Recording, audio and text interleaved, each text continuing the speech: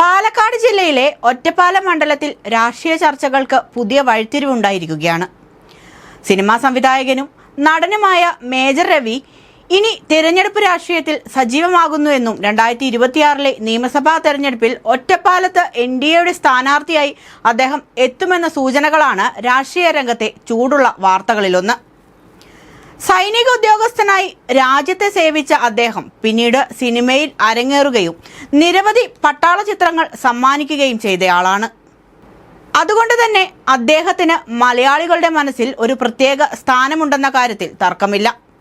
എന്നാൽ ആ സ്ഥാനം തന്നെയാണ് NDA മുതലെടുത്തിരിക്കുന്നതെന്നാണ് കരുതേണ്ടത്. മേജർ രവിക്ക് കിട്ടുന്ന ജനസ്വീകാര്യത വോട്ടായി മാറുമെന്ന് പ്രതീക്ഷിച്ച് തന്നെയാണ് BJPയുടെ പാനലിൽ അദ്ദേഹത്തെ മത്സരരംഗത്ത് ഇറക്കുന്നത്. സംസ്ഥാനത്ത് നിയമസഭാ തെരഞ്ഞെടുപ്പ് പ്രഖ്യാപിച്ചതു മുതൽ പാലക്കാട് ജില്ലയിൽ സജീവമാണ് മേജർ രവി. ജില്ലയിൽ നടക്കുന്ന പല പ്രധാന പരിപാടികളിലും സജീവമായി പങ്കെടുത്ത് അതിലൂടെ ജനങ്ങളോട് അടുത്തിടപഴകാനും അദ്ദേഹം ശ്രമിച്ചിരുന്നു. തെരഞ്ഞെടുപ്പ് മുന്നിൽ കണ്ടുകൊണ്ടായിരുന്നു ഇങ്ങനെയൊക്കെ ചെയ്തതെന്ന് ചോദിക്കുന്നവരുമുണ്ട്.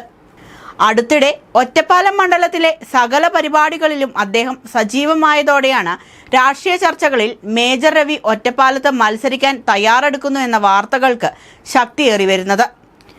നാഷണൽ ഡെമോക്രാറ്റിക് അലയൻസ് 2026 നിയമസഭാ തെരഞ്ഞെടുപ്പിനായി കേരളത്തിൽ ശക്തരായ സ്ഥാനാർത്ഥികളെ കണ്ടെത്താനുള്ള ശ്രമത്തിലാണ്. അതിലൊരാളായാണ് മേജർ രവിയെ കാണുന്നതെന്നാണ് പുറത്തുവരുന്ന റിപ്പോർട്ടുകൾ പറയുന്നത്. ഒറ്റപ്പാലം മണ്ഡലത്തിൽ കഴിഞ്ഞ 2 നിയമസഭാ തെരഞ്ഞെടുപ്പുകളിലും NDAയ്ക്ക് 1,00,000-ലധികം വോട്ട് നേടാൻ കഴിഞ്ഞിട്ടുണ്ട്.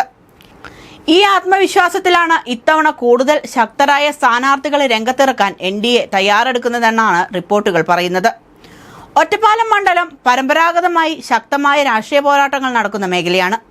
ഇവിടെ ഒരു സിനിമാ താരവും മുൻ സൈനികനുമായ വ്യക്തി മത്സരിക്കുകയാണെങ്കിൽ തെരഞ്ഞെടുപ്പ് രംഗം കൂടുതൽ ചൂടുപിടിക്കാൻ സാധ്യതയുണ്ട്. പ്രാദേശിക നേതാക്കളുമായും പ്രവർത്തകരുമായും മേജർ രവി നടത്തിയ കൂടിക്കാഴ്ചകളും രാഷ്ട്രീയ വൃത്തങ്ങളിൽ വലിയ ചർച്ചയാകുകയാണ്. എന്നാൽ മേജർ രവി ഔദ്യോഗികമായി സ്ഥാനാർത്ഥിത്വം പ്രഖ്യാപിച്ചിട്ടില്ല. NDAയുടെ അന്തിമ തീരുമാനം വരും ദിവസങ്ങളിൽ വ്യക്തമാകും. എന്നാൽ അതിനിടയിൽ തീവ്ര വോട്ടർ പട്ടിക പരിഷ്കരണം നടന്നപ്പോൾ പരിഷ്കരിച്ച വോട്ടർ പട്ടികയിൽ മേജർ രവിയുടെ പേര് ഉൾപ്പെട്ടിട്ടില്ലെന്ന തരത്തിലുള്ള വാർത്തകൾ വന്നിരുന്നു. അതിനുശേഷം അദ്ദേഹം പേര് ഉൾപ്പെടുത്താൻ അപേക്ഷ നൽകിയെന്നുമാണ് പുറത്തുവരുന്ന വിവരം. രാഷ്ട്രീയ ചർച്ചകളിൽ മേജർ രവി തന്നെയാണ് ഇപ്പോഴത്തെ പ്രധാന ചർച്ചാ വിഷയം.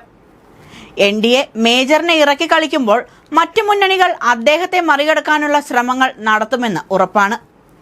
അങ്ങനെ വരുമ്പോൾ വരുന്ന തിരഞ്ഞെടുപ്പിൽ ഒറ്റപ്പാലത്ത് തീപ്പൊരി മത്സരം ഉറപ്പായും പ്രതീക്ഷിക്കാം.